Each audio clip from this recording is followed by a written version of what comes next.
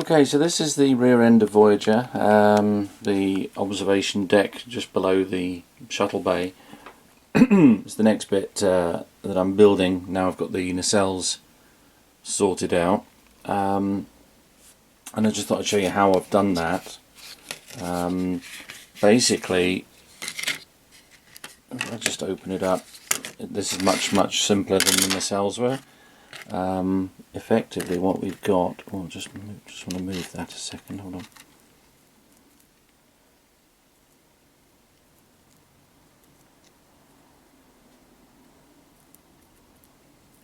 Right, I'll edit there. Okay, so here's the inside. We've basically got the green and the red LED on the respective sides, and there's a white LED in the centre, and that's effectively all it is. So we're going to have the white light showing through for the windows. I've put a little bit of sponge behind. There's a little diffuser there, which should do the trick. That's just gluing now with just use a little bit of canopy glue to stick that in. Hopefully that's going to settle in there, and then we've just got the lights, and they're all, I've tried to keep them all as flat as possible, so that will sit down there flush. So we've got the red, the green, the white in the centre. I've just drilled some holes top and bottom, which is going to allow the lights to come through, and I'm going to do the little fibre optic melted over the end sort of trick to do some little lamps on the surface, and the lights are just going to shine through, basically, sort of like that. And that's it. And then once that's all sorted, I can assemble this whole rear end and then move back into the secondary hull and start making a bit more progress on this model. So yeah, so that's it for now. But this, if you've probably seen this stuff before in packaging, it's quite a nice diffuser, so it's worth hanging on to for model builds, stuff like that. So anyway, back later. Okay, so this is the latest on Voyager. The darker bits of the blue here, they look very purple on the camera, but believe me, they're not in real life. It's a trick of the light. But we've now got, so we've got the all the lighting at the front. We've got the warp field. We've got the nav lights. Glue all over my hand. We've got the impulse engines. We've got the nav lights on the back behind the shuttle bay. I've got the window lights for the observation deck. And then the other side we've got the same. Obviously, we've got the red lights on the port and the green lights on starboard. So that final bit is, I think, almost ready to start thinking about closing it and sealing it and filling the gap, and then that whole module will be finished, not before time. In fact, what I'll do is I'm just going to turn that off and I'll flip it over so you can see how I've done it if you're making one of these. Hopefully you can learn from some of the mistakes I made. I made quite a few mistakes early on and I had to do a lot of it again because I wasn't happy with it. So if we just, what I've done is I've done all the wiring on the top rather than the bottom this time. So that's basically what's inside if I open that up.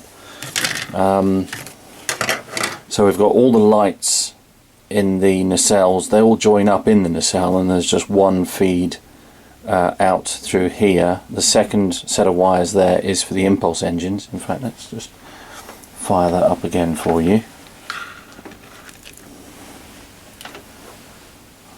I'm doing everything one-handed so I can hold the camera with the other hand. Okay, here we go. So yeah, so the nav lights, the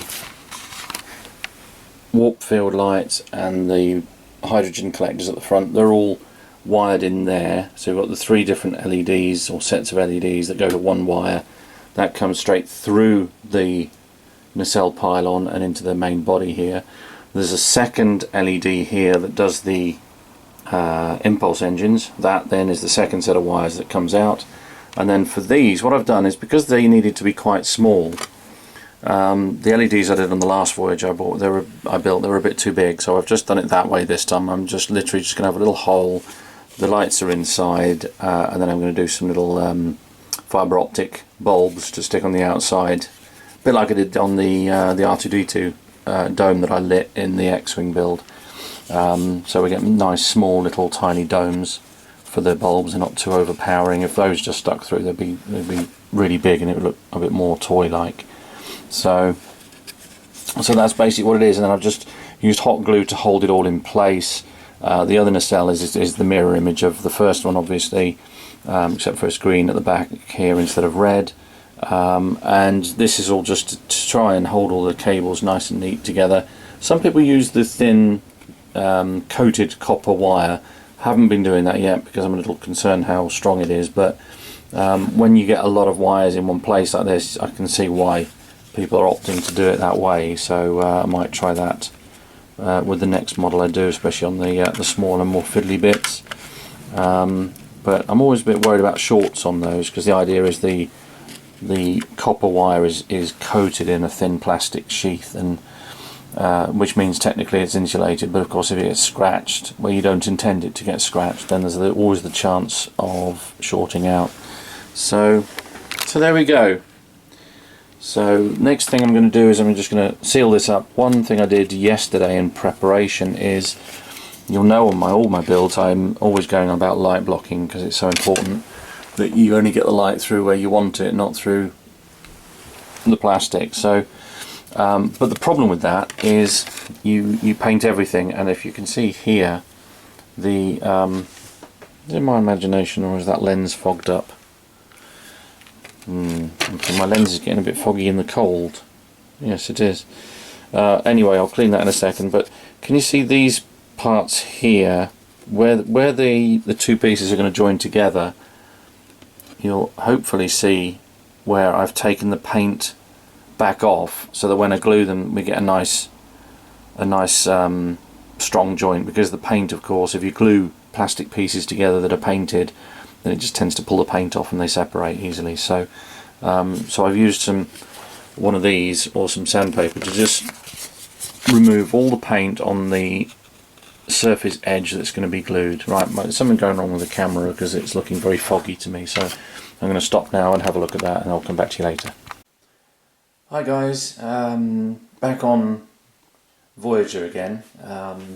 This is where we left off last time. I've now basically got all the lighting and wiring sort of self-contained in this rear end, and I've made it into a sort of plug-in module. I can just put that into the secondary hole, connect it up, and we're gonna go, and we're sort of ready to go. But I'm going to get a little bit of paint on it now, and I just thought I'd show, for anyone who's new to building models and stuff like this, I just thought I'd show you how I'm going to do this, because obviously I've got all the transparent plastic in place round the nacelles and the Bassard collectors. I've also got my little lights for the navigation lights, the impulse engines, etc. And of course that's not easy to mask up with tape, so I'm going to use this. Needs a bit of a shake up, but it's Mask Roll by Humbrol. Basically it's liquid masking. I'm sure a lot of you would have seen this and used this, but for anyone who hasn't, just think of it as masking that you paint on. So you just give it a bit of a shake up, get a little brush, and just paint it into the areas that you want to mask off. And as it dries, it forms a sort of rubbery latex kind of skin, which you can then just peel off later. So I'll show you how that works. But it makes masking things like this, which are weird and wonderful shapes, much easier than trying to do it with tape. That gives you an idea, literally, for something like the little tiny navigation lights. It's just a little tiny bit on a brush, and you can literally just dollop a little blob in there, and that will keep them protected. Just trying to get this on the camera, and then that'll just keep them protected when we do the spraying. Okay, so that's sort of what it looks like. That's only just been painted, so I'm going to leave that for about 15-20 minutes. Just let that dry before I put the next lot on. Sometimes you get like it's sagged there a little bit, so I have to just clean up the edge and make sure there's there's plenty on where there's that sort of clear bit, but you get a better idea once the first coat's dried. And then I'm going to wait for that because it's in case it moves around, and I'm just going to flip it over and do the other side. But the only trouble with it is it's a little bit more messy to clean up afterwards, whereas tape tends to come off a bit easier, more in one piece, whereas this you've got to sit and clean it for a little while. But it's 6 of one and half a dozen of the other. You know, if you find it easier to do it with tape, do it with tape, but it just gives you another alternative. So depending on what you're doing, one might be better for small areas or curved areas, and tape may be better for larger, straighter areas. So anyway, I'll show you a bit more a bit further on. Okay, a little update on Voyager.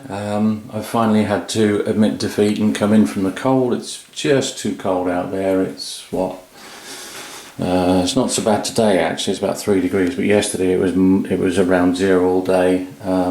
It's 2nd of December today. So anyway, so I've come in, and what I've done is I've brought the airbrush in because it was far too damp and cold, and I've just literally bought a box from Staples and made myself a little sort of temporary spray booth, just so I don't mess up too much of the house while I'm trying to do it indoors. It's probably a bit naff, but it does the job. But and with a little turntable, I was able to get that painted quite nicely, using the liquid mask as I was showing you earlier. So I'm going to let that dry over the next few hours, and then flip it over and do the top, and then that bit should be sort of base colour on.